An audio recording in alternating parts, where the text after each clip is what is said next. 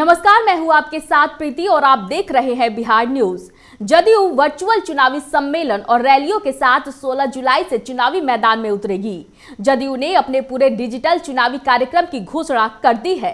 7 अगस्त को party virtual rally करेगी, जिसे राष्ट्रीय अध्यक्ष और बिहार के मुख्यमंत्री नीतीश कुमार संबोधित करेंगे। वहीं दूसरी तरफ विपक्ष ने जदयू पर कोरोना के कोहराम के बीच वर्चुअल चुनावी अभियान की घोषणा पर हमला बोला है। प्रमुख विपक्षी दल आरजेडी और कांग्रेस ने कहा है कि जदयू और बीजेपी की चुनाव की हड़बड़ी बताती है कि इन सरकारी पार्टियों को जनता के जान की परवाह नहीं है।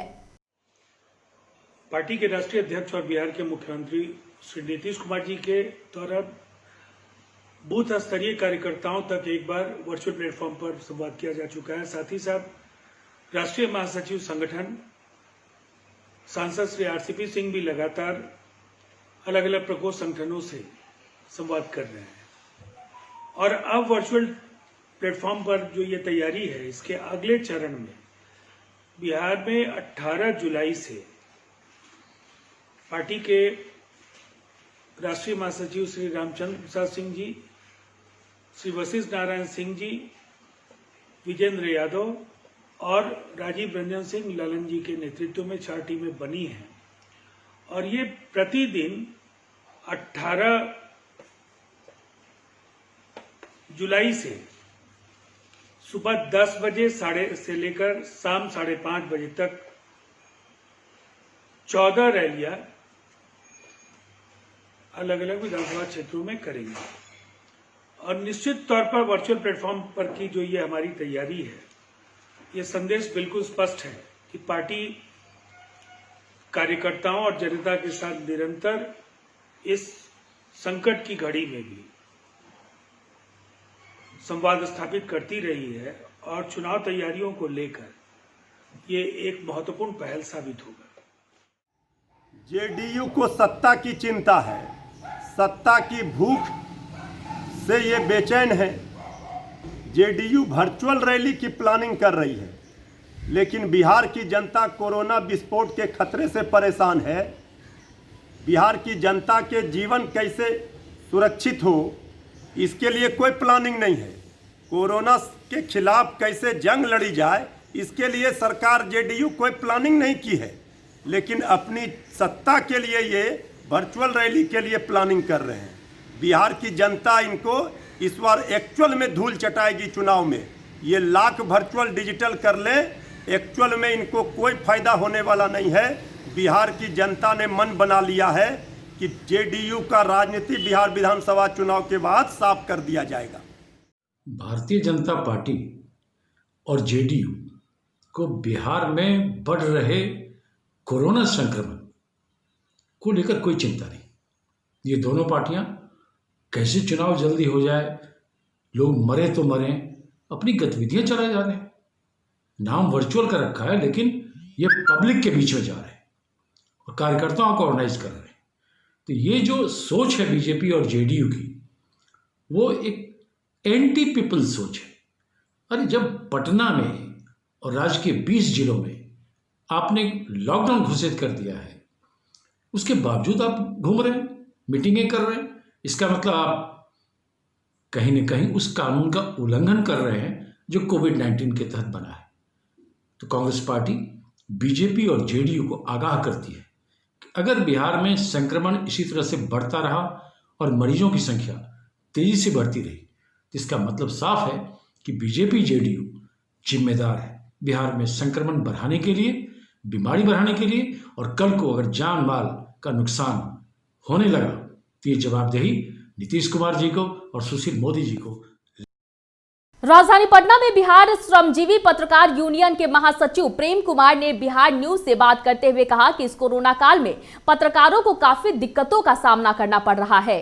वह सरकारी और गैर सरकारी प्रेस कॉन्फ्रेंस में जाते हैं और खबर संलग्न करते हैं, जिससे उन्हें कोरोना का काफी डर होता है। इसलिए बिहार श्रमजीवी पत्रकार यूनियन के महासचिव होने के नाते उन्होंने हर पत्रकार को कम से कम 10,000 रुपए महीने की राशि प्रदान करने की मांग सरकार से की है। पीसी अटेंड करने के दौरान हमारे बहुत सारे पत्रकार जो है कोरोना की चपेट में आ गए हैं वो कभी सरकारी पीसी अटेंड करते हैं तो कभी प्राइवेट पीसी अटेंड करते हैं।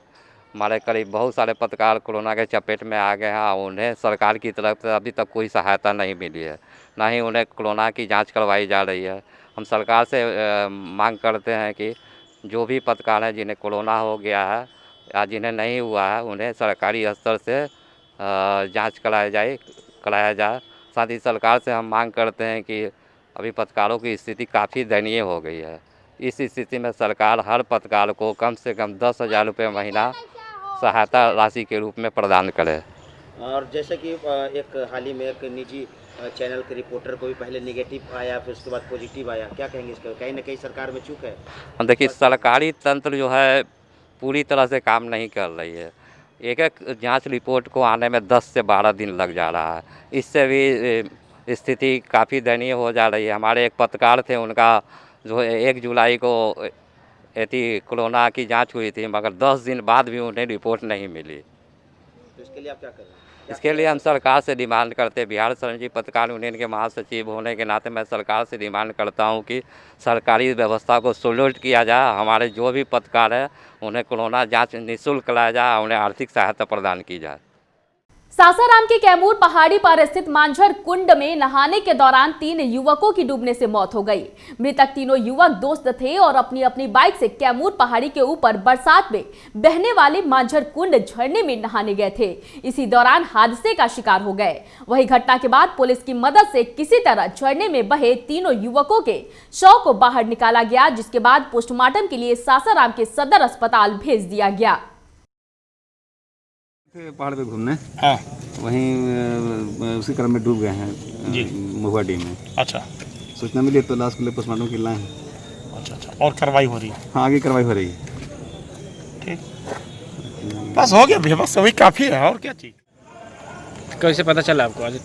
आज खोजने गए तब पता चला कि लोग डूब के उतराइल है, उधर है, तीनों बारी बारी उतर आया।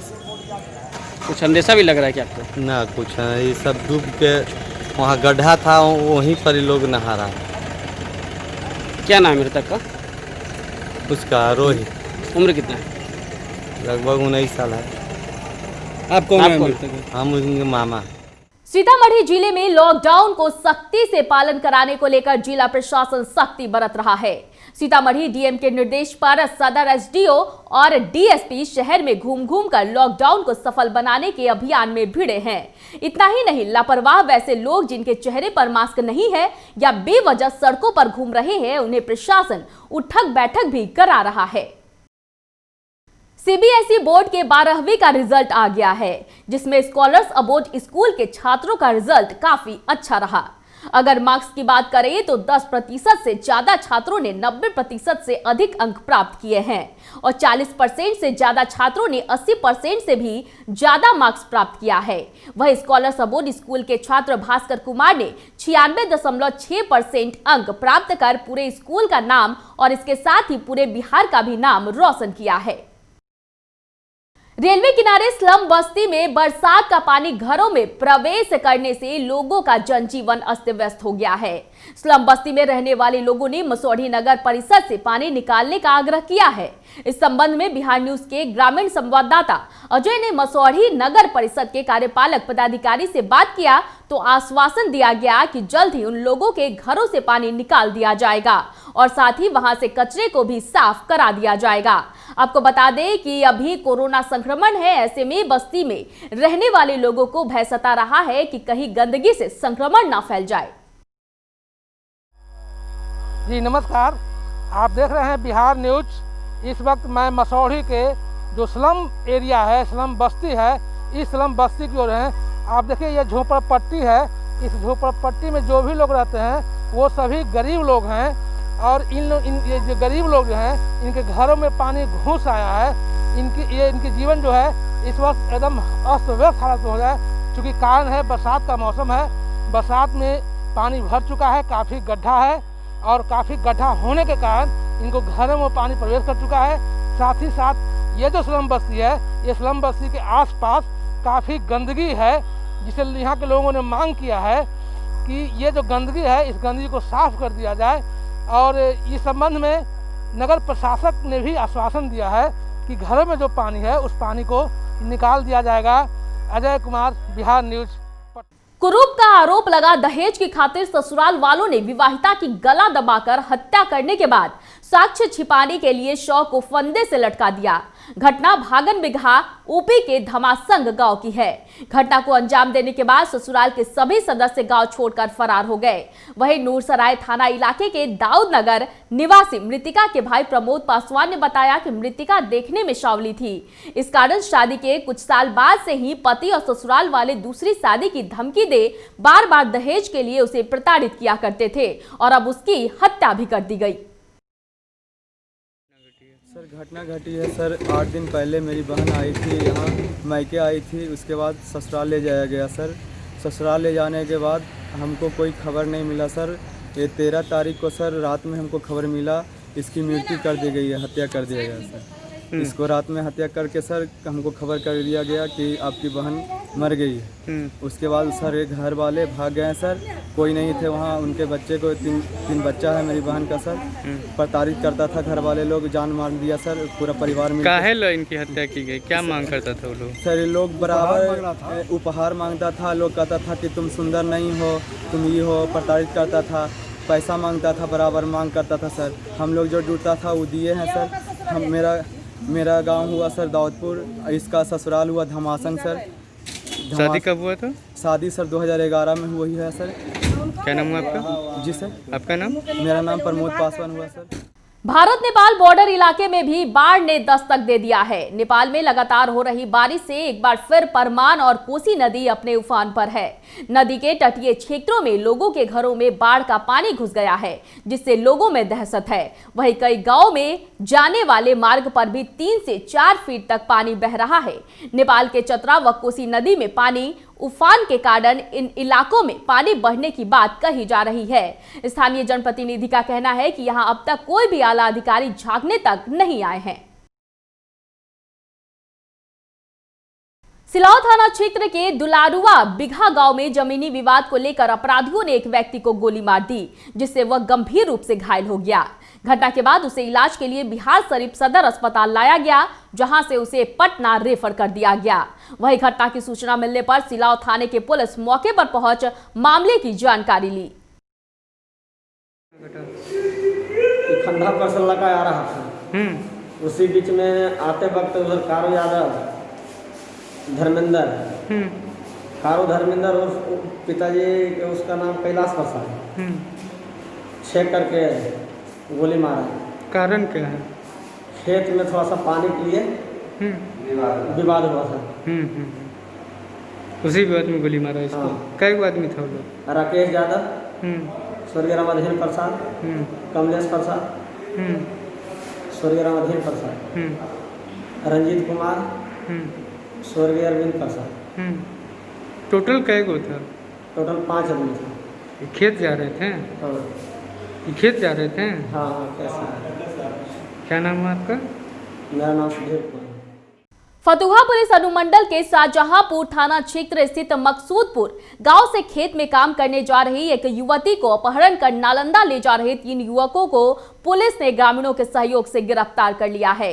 गिरफ्तार युवकों में सभी नालंदा जिले के हिलसा थाने के इनौद गांव निवासी हैं। पुलिस ने बताया कि अपहरित युवती मूल रूप से नालंदा जिले के हरनौत थाना क्षेत्र के कोलामा गांव की रहने वाली थी, जो कुछ दिन पहले ही शाहजहांपुर के मकसूदपुर गांव अपनी मां के साथ मजदूरी करने मौसी के घर आई थी। घटना का कारण अभी तक स्पष्ट नहीं हो सका है। युवती के अपहरण का क्या प्रकरण है?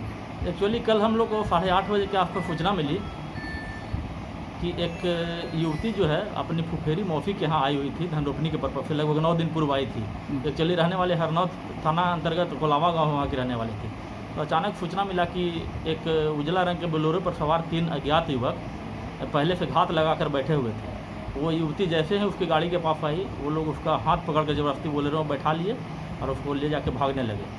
इस सूचना पर उसके बगल में फुफेरी मौसी थी सकीना देवी, वो बागल में हल्ला की और संजोग से थाना बगल में ही था। थाना को ही सूचना मिला तो जो जिस अवस्था में थे उसी अवस्था में दौड़ने के क्रम में रेलवे फाटक बंद हो गया। उसी दरमियान तीनों युवक को घेर के अब पकड़ लिया गया, युवती भी वहाँ से बरामद कर लेगी। युवक जो है पुलिस और ग्रामीणों को देखकर भागने लगे, जिसे दौड़ाकर खेत में पकड़ लिया गया।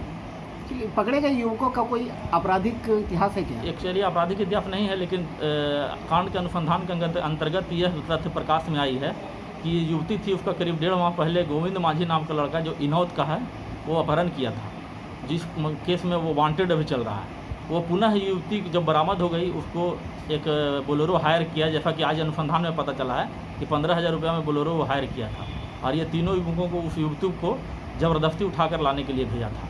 अब घटना इसके साथ क्या होता, अप्रिय घटना कुछ भी घटित हो सकता था, लेकिन समय पर उसको बरामद कर लिया गया। मोतिहारी के सुगौली में लगातार हो रही बरसात के कारण सुगौली प्रखंड के उत्तरी क्षेत्र से होकर गुजरने वाली तिलावे नदी में आई बाढ़ के पानी के दबाव के कारण उसके दक्षिणी किनारे का बांध शिरखिंदी गांव के सामने करीब 30 फीट की दूरी में टूट गया, जिससे होकर नदी का पानी तेजी से बाहर निकलकर सुगौली प्रखंड के बघई और पंजियारवा पंचायत के दक्षिण क्षेत्र में फैल रहा है, जिससे बघई सहित कई क्षेत्रों के खेतीहर इलाकों की फसलें पूरी तरह से डूब गई है।